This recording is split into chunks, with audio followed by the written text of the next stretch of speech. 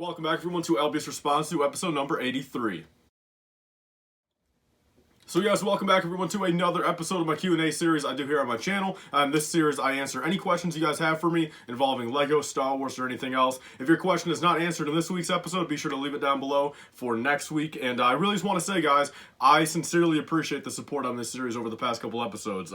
Some of the most viewed videos on the channel in the past month. And, at one point, that was not the case for this series. You know what I mean? This was kind of a passion series I used to do on my channel. Kind of sprinkle them in there. I love making these. These are really fun. Of course, you guys know I like talking about stuff and answering questions as is. So if I'm able to make a video out of it, it's awesome, and it's even better now that these videos are doing so well. So I greatly appreciate you guys. And on that note, let's move on to the questions. Alright guys, starting off with Nolan right here. He says, what got you into investing in LEGO? Were you always into the idea, or did it come later on in your life? P.S. Love the content. Keep up the great work. I appreciate you, man. Thank you so much for watching the videos. And yeah, to answer your question, I got into investing back in 2019, I'd say. And it's kind of hard for me to say.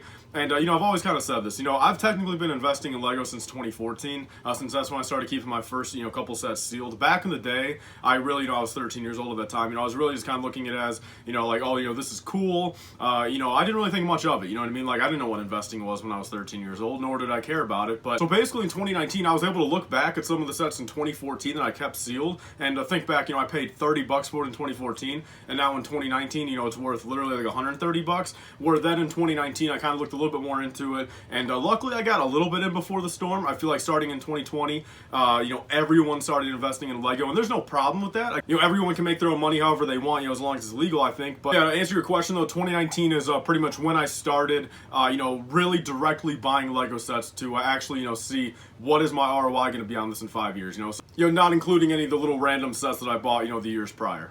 Moving on to Collector Empire _KM, he says, the Christmas X-Wing was so unique. If LEGO were to ever make another Christmas Star Wars set redesign, what ship would you want them to do it of? So, yeah, that's a really good question, I think. I think it's a very subjective answer that I'll give, since, realistically, even the X-Wing right here, aside for just being one of the most iconic Star Wars ships, there's really no purpose of LEGO, making the X-Wing, a Christmas-related set. I've been thinking about it for the past couple minutes, and, I couldn't really think of any sets that kind of resemble a Christmas item. Like, I couldn't think of anything that you can kind of turn into a Christmas tree or something like that. But I think to answer that question, again, it's completely subjective. What I personally would want, of course, like a Republic gunship or something like that. You know what I mean? I would take a Christmas color gunship any day of the week. I would pay 200 bucks for it. You know what I mean? Display it around the holidays and just overall enjoy it. So I'd say Republic gunship. Put it in basically the same colorway, and it's almost actually already in Christmas colorways. Maybe throw a little bit more green in there, and basically put dark green instead of lime green, and I don't know, a few other things, but I think Republic gunship would actually probably be my number one. Alright guys, next up we got Colin Witharo right here. He says, with the new game coming out next year, what do you think our chances of a new Fallen Order set are? So in my opinion, I actually think the chances are pretty high, I feel. For a long time there, Fallen Order came out in 2019, I believe, and it took until now, 2022 to have any Fallen Order sets, and even now it's just a little BD1 buildable character. And, to LEGO's credit, and I think we all kind of known this over the years, I don't expect LEGO to have everything out in a perfect, timely manner, you know what I mean? I expect maybe a few things, but, there's a possibility that until Fallen Order actually came out in 2019, that they didn't even start, pre-production and, designing a set until then, and, it's only taking, now 2 or 3 years for them to even finally get that on the shelves. I really wish there was, like, another Force Friday next year, I wish there was a big TV show coming out, next October. I wish there was, a movie coming out next December, Fallen Order coming out next November. Like, I wish there was another Force Friday that we could have, like, end of September, like we have in the past, because, 2019 Force Friday, in my opinion, I mean, that was the last one we had, and, that was a very fun day, for being a Star Wars fan, and I think that would be the perfect time, if they could actually have, 1 or 2 sets, come out in a timely manner. But long story short, I really do think there's a really good chance that we'll see one. I think we're leaning towards maybe the 70% chance, just due to the fact, there's a Fallen Order set on the shelf right now from the first game. Alright, next up, guys, we got Manavan64 right here. He says, when do you think we'll see a set with a new Jango Fett or a new Captain Rex? So the Captain Rex part, I think it's basically confirmed we'll see it at some point in the first half of next year. I think between January and August 1st of next year, we will see a new updated Phase 2 Captain Rex. It's been heavily rumored. There is a new design form in the Skywalker Saga game, and I think nonetheless, I think next year is the time. I think, depending on the set, I don't know if it's going to be a cheap or an expensive set, but Captain Rex, I'm willing to bet, I think, a $20 bill right now that I think it's a 99% chance we will see him at least in the calendar year of 2023 at some point. Even if he comes out in September, I think at some point, calendar year of 2023, we will see a new, updated Phase 2 Captain Rex. But with Jango Fett, though, that's kind of a different scenario, since technically, I hate to say this, but, Jango Fett, realistically, there was the last one that came out in 2017. It's only been 5 years, since the last one compared to some of these other ones. I know, the 2017 one, not a lot of people got that Jango Fett. That minifigure now is going for, multiple hundreds of dollars right now. And, of course, it's very comparable to the 2013 one, which I feel like a lot of us have, came on a very cheap set, and that guy was holding pretty low for a while. But the only thing that kind of makes me think maybe they will do a Jango Fett at some point here in the future, for two reasons, I feel.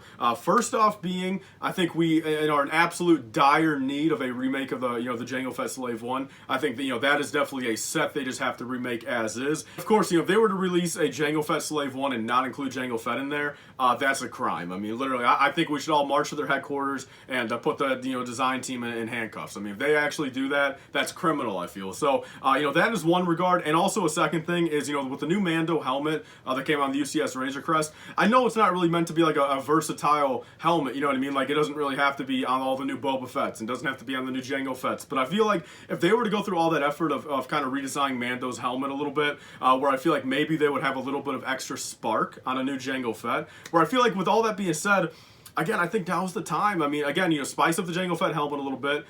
Make it a little bit more like the Mandalorian helmet, just a little extra detail, and new Jango Fett Slave 1, and to put him in there. But I think Captain Rex basically for sure in 2023, and Jango Fett, again, I would love to say sometime in the next couple of years. All right, next up, guys, we got Luke Taylor. He says, do you think removing stud shooters completely would hurt LEGO sales?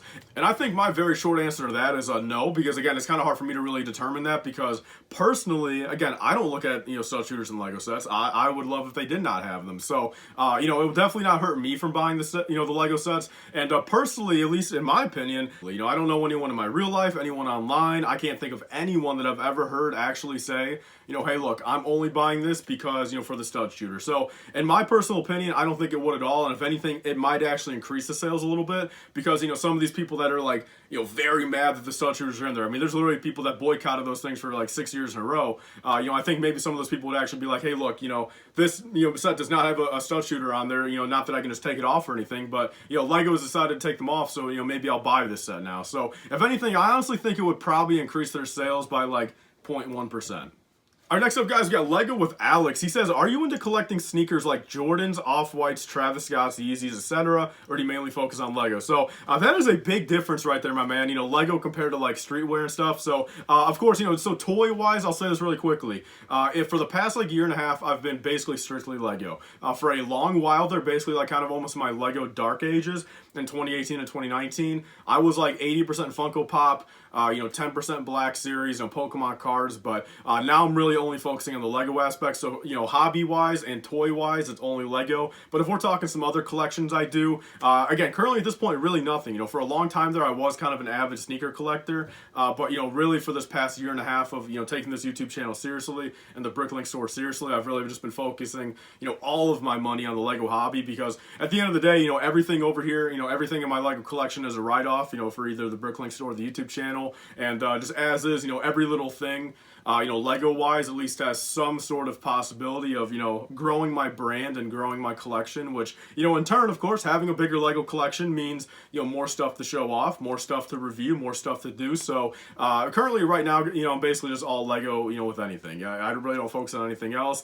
The only thing else you can really say I do is, buy a little mod for my car here and there, you know what I mean? But that's basically about it.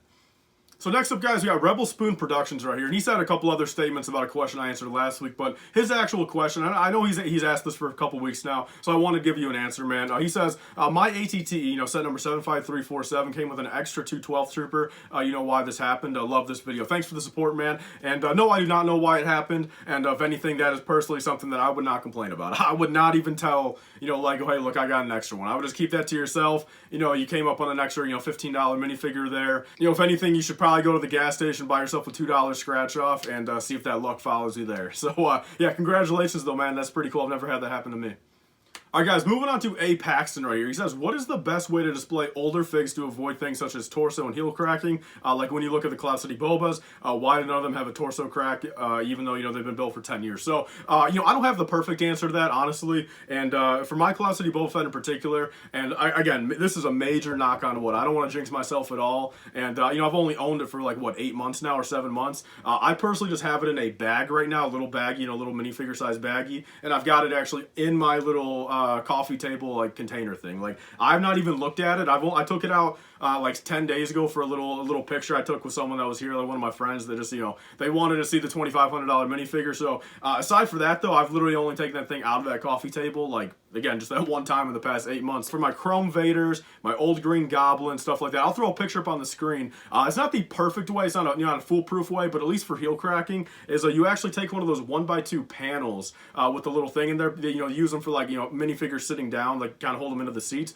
but you have them stand up on it, and it's just enough to actually make the figure stand up straight, but you're not actually connecting to any studs or anything. So there's less pressure on the actual heels and the feet. But of course, I don't think that prevents like torso cracking. But I know if I can find the picture, there was someone that went absolutely crazy on a Facebook post, literally having their Cloud City Boba Fett completely like dissected almost, but like still put together almost. Like everything was hung up, including like the helmet, the head, the arms, the hands, everything was separate, but it still looked like it was connected. It was just barely disconnected, but everything was held separately where there was no actual pressure between the parts. If I have that picture, I'll throw it up. But so I think bottom line of it, again, I'm no expert. I would not even really personally follow my advice I'm saying right now, but in my opinion, it's not really something I overthink too much. My Cloud City Boba Fett, that's really the only minifigure that is really, I'm trying my best, but I also want to at least, but honestly, I should even say, to myself, like, look, like, that thing's just sitting in a coffee table right now.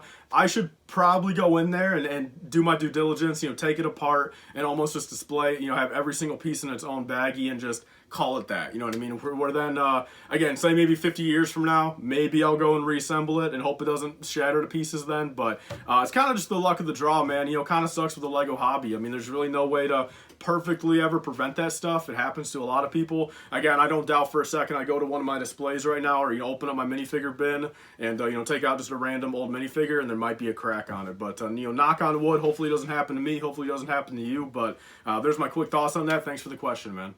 Alright guys, moving on to the last question for the day. This is from Z. Joel Smolders. He says, do you think LEGO should revisit the sequel soon and fill in some gaps? What sets would you want? So in my humble opinion, again, this is a very subjective answer, my personal opinion, don't hate me for it, but I don't want them to make a single another sequel set ever. I would personally rather them see another regular X-Wing on the shelf every year compared to anything else. Like the only thing that's like even semi-cool from the sequels were getting those other colored X-Wings, I gotta say. Speaking of X-Wings, the Blue Resistance one, the Poe Dameron one, those were pretty cool. Sure, like those are decent. And the Kylo Ren shuttles, those are basically the best sequel sets that have come out. And other than that, I think a lot of them are forgettable. And in my opinion, until they come out with new sequel era, shows or content or, even stuff after the sequels, until we get more stuff like that, I think they did everything they could. I don't really think personally there's anything more they could do. Maybe a Starkiller base in playscale form, but it's like, come on, like we all know, like, is that even going to sell now? I mean, it got destroyed in the 7th movie. No one cares about it. Sure, Force Awakens was decent. I'm not doubting that. Like, it was a fine movie. But Starkiller base now, come on. Like, 7 years later, like, no one's going to be spending more than $20 on that. You know what I mean? So, I think in my opinion, they did everything they could. I'm happy with the Kylo Ren Command Shuttle. I was actually personally really excited when they, redid that one in black. But, other than that, I don't think so, man. Until they come out with more content about it, where maybe there's something they could do. Even then, I personally probably wouldn't care about it. But until then, I think for 7 through 9, they did everything they could. But yeah, there's all the questions, guys. Let's close off the video. So as always, guys, thank you so much for watching this video. Again, I love making these. I really appreciate all the support. I love answering these questions. And definitely leave your comments down below. What do you think of my answers? Answer some of these questions yourself. What could I do better? What question do you have for me for next week? Leave it down below, and there's a good chance I'll answer it. I like to do about 10 to 15 questions per video. But with all that being said, guys, again, thank you all so much for the support. Please like, comment, and subscribe. Stay tuned for you guys later. Bye, guys, and stay safe.